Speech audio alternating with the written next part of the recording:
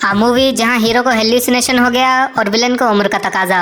आ movie जहां रोनी और चाको दोनों को एक ही लड़की चाहिए, but threesome is not an option for them. Be ready to witness the only flop movie in the Baaghi franchise. Let me present you Baaghi 4। तो पिक्चर शुरू हुई एक एक्सीडेंट से। टक्कर सामने से पड़ी पर गाड़ी साइड में गोल गोल घूम गई, गिरी रोड पे लेकिन पहुंची रेलवे ट्रैक पे। पता नहीं हाईवे पे किसने पटरी बिछा दी। लो हो गई ट्रेन से टक्कर, फिर भी सही सलामत है रोनी। ये खून से लथपथ हॉस्पिटल पहुंचा, जहां इसका भाई जीतू भी भागते हुए आया, मगर वो ये देख के चौंक गया कि चोट तो कहीं लगी नहीं उसके, फिर खून कहां से निकला। तभी डॉक्टर ने आके एक बैड न्यूज दी कि रोनी अभी जिंदा है, बस कोमा में है। ऐसे ही 7 महीने बीत गए, अभी भी कोमा में ही है वो, पर दाढ़ी वाले एकदम स्टाइल में कटे हुए हैं। बालों से कोई समझौता नहीं मित्र, क्योंकि नर्सों को भी तो मुंह दिखाना है। इतने में उठ गया ये, सीधा पहुंचा छत की बाउंड्री पे। नहीं यहाँ भी क्यों लेटा है, नीचे ही कूद जा। खैर बाउंड्री पे बैठ के ये कुछ न कुछ तो देख रहा है फोन में। Naughty America। लेकिन कभी फोन सीधा पकड़ा है, कभी उल्टा। नीचे किसी आदमी की मैयत निकल रही है, पता नहीं कौन से धर्म में ऐसे फ्यूनरल निकालते हैं। मगर ये देख रोनी की आंखों में मुंह उतर आया, इसलिए वो चश्मा लगा के नीचे आ गया। फालतू में उनकी बिजली के तार खींच के झगड़ा कर रहा है, बिना किसी बात के लड़े जा रहा है उनसे। कुछ को तो अपनी जांघें सुखा के ही मार दिया इसने।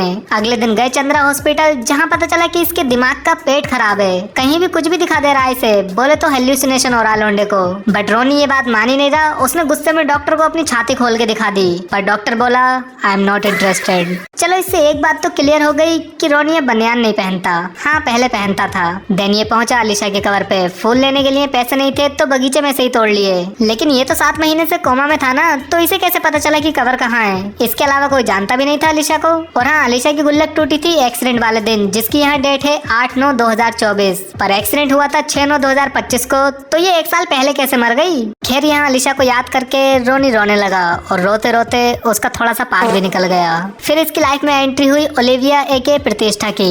तुम्हारा नाम क्या?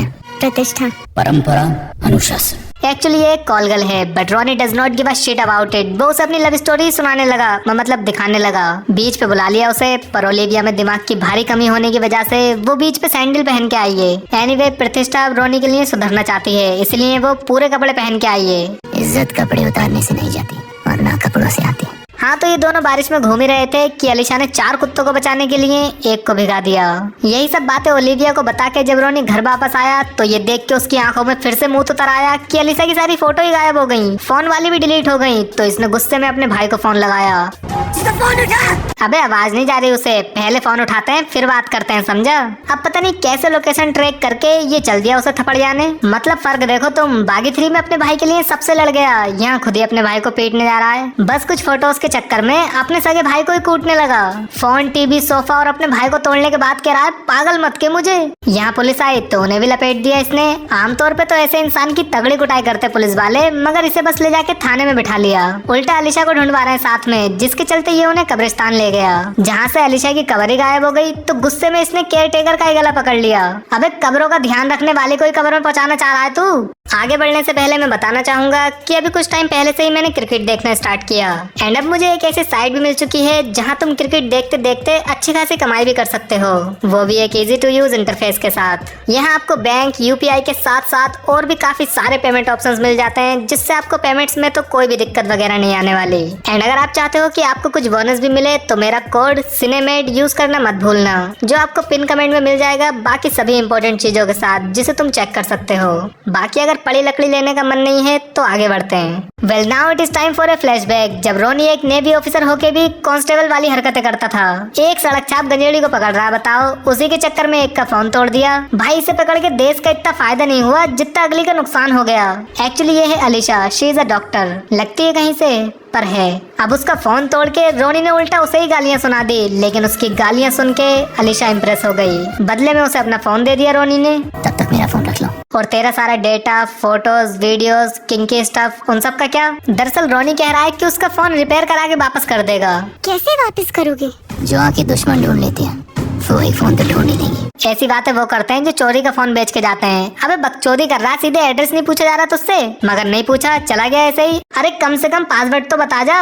अगले दिन वो गजेड़ी अपने बॉस को लेके आया। लो ये तो बाहर भी आ गया, कर लिया फालतू में 1-1.5 लाख का नुकसान। हाँ तो रोनी ने यहाँ सबको सौंप दिया और खुद ही इलाज कराने भी ले गया। ज्यादा पैसा है क्या भाई तेरे पास? हॉस्पिटल में इसे दिखी अलीशा। रोनी की गर्दन पे खरोंच देख वो उसे अपने प्राइवेट चैम्बर में ले गई, क्योंकि वो चाइल्ड और मैन चाइल्ड दोनों का इलाज करना जानती होती है। बस फिर इतनी सी खरोंच के लिए ही एडमिट कर लिया उसे।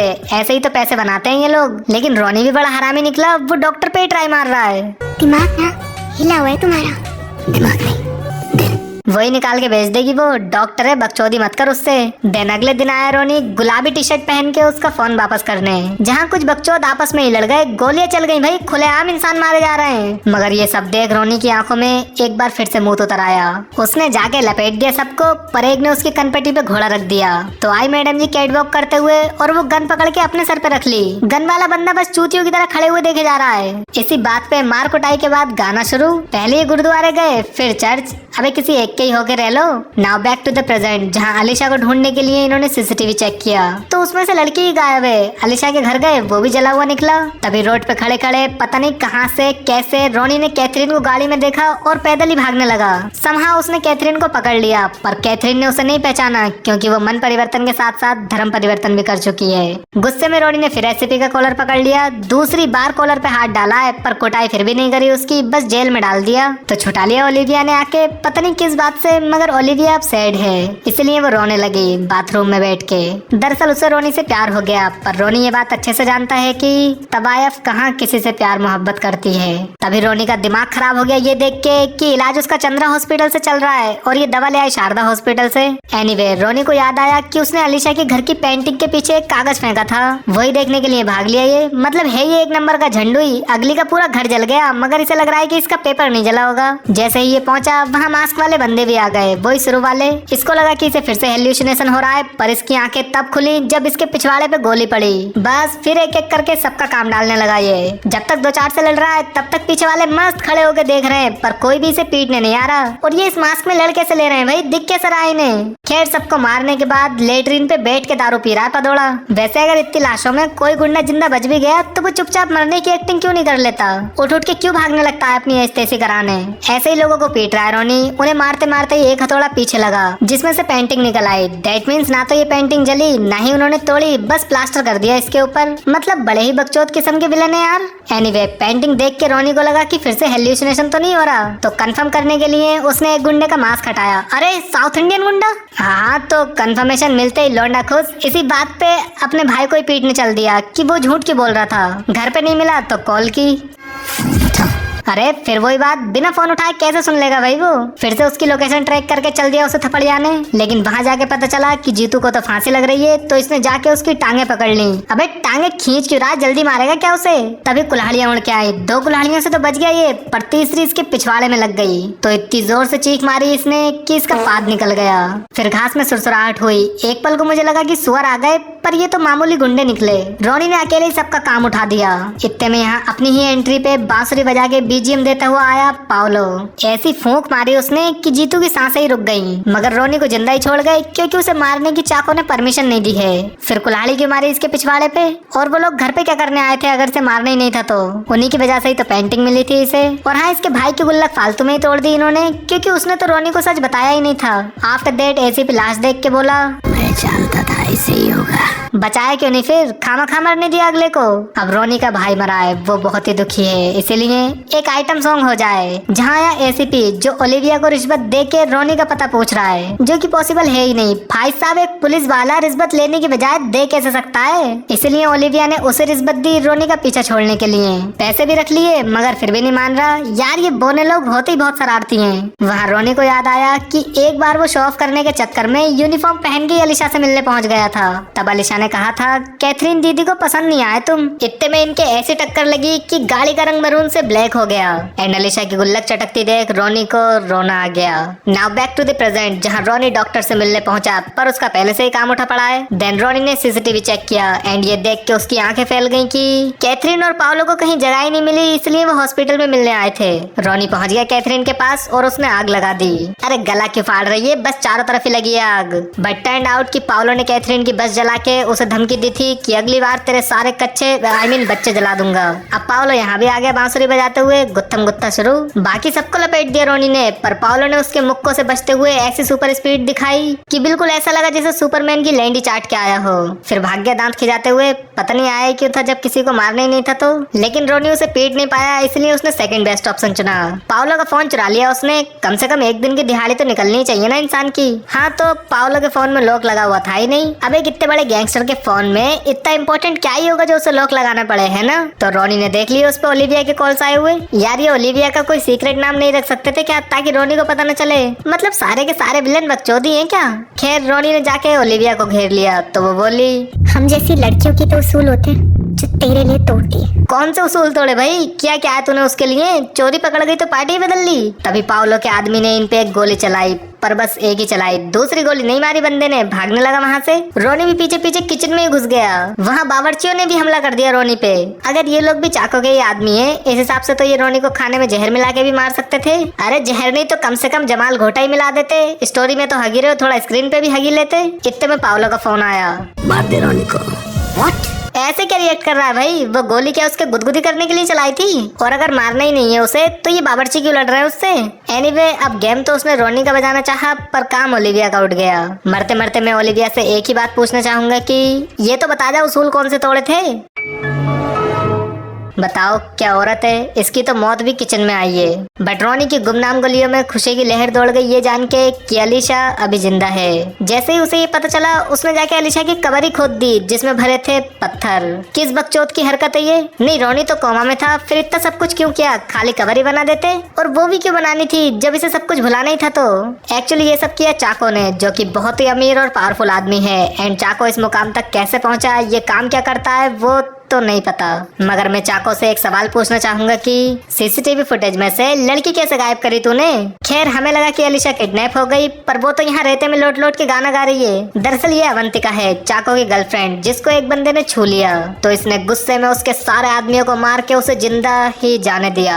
आ गई चाको के पास, शादी करने कह रही है उससे। हाँ एज गैप भी ज्यादा नहीं है इनका, बस यही कुछ 40 साल का ही तो फर्क है। इसकी माँ को भी गोद में खिलाया होगा चाको ने, दादा की उम्र का है वो। फिर भी ये उससे बोली, मुझे तेरे साथ ऐसे जीना है कि एक जिंदगी भी कम पड़ जाए। वो तो कम पड़ी जाएगी, ज्यादा बची भी नहीं है उसकी। इसी बात पे दोनों शादी करने लगे, लेकिन जिसको अवंतिका ने जिंदा छोड़ा था उसने आके उंगली कर दी। लड़ाई शुरू। बस फिर तो खून की पिचकारियां ऐसे उड़ाई इन्होंने जैसे दस्त की पिचकारियां हों। पूरा आदमी उठा के फेंक दिया अवंतिका ने, मगर इसी बीच अवंतिका के एक गोली लग गई। उठ गया काम उसका, और कुछ इस तरह चाको अपनी शादी के दिन ही रंडुआ हो गया। मैं तुझे कभी मरने नहीं दूंगा। आफ्टर दैट चाको चर्च में जाके जीसस को धमकाने लगा जैसे पता नहीं क्या ही बिगाड़ लेगा। तभी ये बोला, मेरी खून भरी जिंदगी में एक सुकून हुई थी। ये सुकून थी? क्या बात कर रहा है यार? खैर चर्च से बाहर आकर इसने पहली बार अलीशा को तब देखा था जब उसने रोनी का घोड़ा अपने सर पे रखा था। चाको का बुढ़ा शरीर कांप गया ये देख के कि वो बिल्कुल अवंतिका जैसी दिखती है। सेम चेहरा, सेम उम्र, सेम वजन, सेम हाइट, सेम कलर, सब कुछ डिट्टो सेम। वो भी एक ही शहर में, लेकिन आज से पहले कभी मिले नहीं एक दूसरे को। अब चाको बहुत ही खुश है, मगर रोनी को साथ में देख उसकी सुलग गई। एंड टर्न्ड आउट कि ये स्टॉकर भी है, हर जगह स्टॉक किया इसने उन्हें, इसलिए उसने ट्रक से टक्कर मरवा के अलीशा को उठा लिया। नहीं मतलब अगर किडनैप ही करना था तो वैसे ही कर लेता। टक्कर में अगर उसका काम तमाम हो जाता तब तो तू परमानेंटली रंडुआ रह जाता। बाय द वे अवंतिका से शादी करने में कह रहा था कि उम्र कम है। उम्र देखिए अपनी। तो अब इसके पीछे जबरदस्ती क्यों पड़ा है भाई? इसके बाद चाको बोला, मुझसे शादी कर ले, नहीं करेगी तो कम से कम शुगर डैडी बना ले। मैं भी चाको को पता चल गया कि अलीशा फोस्टर होम से एडॉप्ट करना चाह रहा शायद बेचारा। मुझे तुम्हारे शरीर से प्यार नहीं, मुझसे शादी कर लो। अरे जब शरीर से प्यार ही नहीं है तो शादी क्यों करनी है बुढ़ऊ? वहाँ रोनी की फटी पड़ी है, यहाँ शर्त खेली जा रही है कि अगर 1 साल में वो मुझे भूल गया तो मैं तुझसे शादी कर लूंगी। एक तो वैसी उम्र दराज इंसान है वो, 1 साल और कम करवा दे तो उसकी बची खुशी जिंदगी का। इधर रोनी पता नहीं क्यों पुलिस स्टेशन में घुस गया, जहाँ पाओलो पकड़ने तो रोनी को आया मगर गाड़ियाँ पुलिस वालों की उड़ा दी, ओपन फायर करवा दिया, गोलियां चला दी पुलिस स्टेशन पे। लग रहा है इस बार तो पक्का रोनी को मारने ही आया है। अरे ऐसे ही लेके जाना था तो गोलियां क्यों चलाई? उधर चाको ने अलीशा को भड़का दिया ओलिविया एंड रोनी के फोटो दिखा के। तो अलीशा बोली, मुझे रोनी से मिलना है, और उसने मिलवा दिया। नहीं मतलब अगर ये ऑप्शन पहले से ही था तो 1 साल से क्यों बकचोदी कर रहे थे फालतू में? हाँ तो अलीशा ने रोनी के एक चटकाया और बोली, दीवानों की तरह तुम्हारा इंतजार क्यों, तुमने एक पल में मुझे बुला दिया। शर्त भी तो तूने ही रखी थी 1 साल की। एनीवे, ये लोग रोनी को टॉर्चर करने लगे, पर ये जो इनका टॉर्चर है वो तो रोनी का भी टॉर्चर ही है। ऐसा करंट लगाया भाई साहब कि इसकी चीख निकल गई और एक छोटा सा पाद भी। इसके बाद झटका मार के ही जंजीर तोड़ दी इसने। मतलब करंट के झटके फालतू में ही खा लिए, पहले ही तोड़ लेता। खैर, सबका काम डाल के रोनी बाहर आया तो वहाँ रेते में लोट लोट के लड़ रहे हैं यार ये, मगर उन्हें भी लपेट दिया रोनी ने। फिर पाओलो अपनी बांसुरी बजाने आया, पर उसकी खुद की पुंगी बच गई। लटका दिया उसे रोनी ने एंड पहुंच गया चाको की शादी में। मैंने बोला था ना विलन बकचोदे, अपने मेरी झोल के बराबर में रखने की क्या जरूरत थी रोनी को। अब जैसे ही रोनी यहाँ आया तो शादी में बैठे गेस्ट ही उसे कूटने आ गए। शुरू में सब खाली हाथ थे, फिर अचानक सब ने अपने पिछवाड़े में से कुल्हाड़ियां निकाल ली। वैसे कुछ भी कहो, पर चाको के गुंडों में मैनर्स तो हैं। जब तक रोनी 1-2 को मार रहा है तब तक बाकी के गुंडे आके बिना परमिशन टच नहीं कर रहे उसे, जिससे माहौल काफी पारिवारिक हो जाता है एंड पता चलता है कि गुंडों के अंदर अच्छे मैनर्स हैं। तभी चाको ने आके सूंघ दिया रोनी को, बट टर्न आउट कि अलीशा एंड रोनी अभी भी साथ हैं, क्योंकि जब ये मिले थे तब इन्होंने उंगलियों से दिल बना लिया था। बस फिर जो रोनी वर्सेस चाको की फाइट हुई है यहाँ, भाई साहब मुक्कों से ज्यादा तो चीखे मारी गई इन्होंने, पर चाको के मुंह में चौको था इसलिए वो ज्यादा नहीं चीख पाया। एंड कुछ इस तरह चाको अपनी शादी के दिन ही दोबारा से रंडुआ रह गया और रंडुआ ही मर गया। अरे मरते मरते ये तो बता जा कि सीसीटीवी फुटेज में से लड़की कैसे गायब करी। बाय द वे, एक और बात ये कि चाको अपनी बकचोदियों की वजह से मरा है, क्योंकि रोनी ने तो मरा हुआ एक्सेप्ट कर ही लिया था अलीशा को, फिर क्यों उंगली करे जा रहा था इसके। इन दी एंड ये उसकी कब्र पे श्रद्धांजलि देने गए। शायद ये भूल गए कि वो इन दोनों को ही कब्र में पहुंचाने वाला था।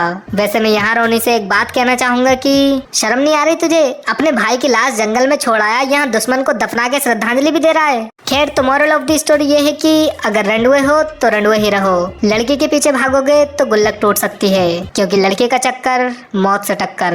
बाकी अगर वीडियो अच्छी लगी हो तो लाइक करो, हाइप भी करो, सब्सक्राइब भी करो एंड सामने वाला वंस अगेन भी देख लो।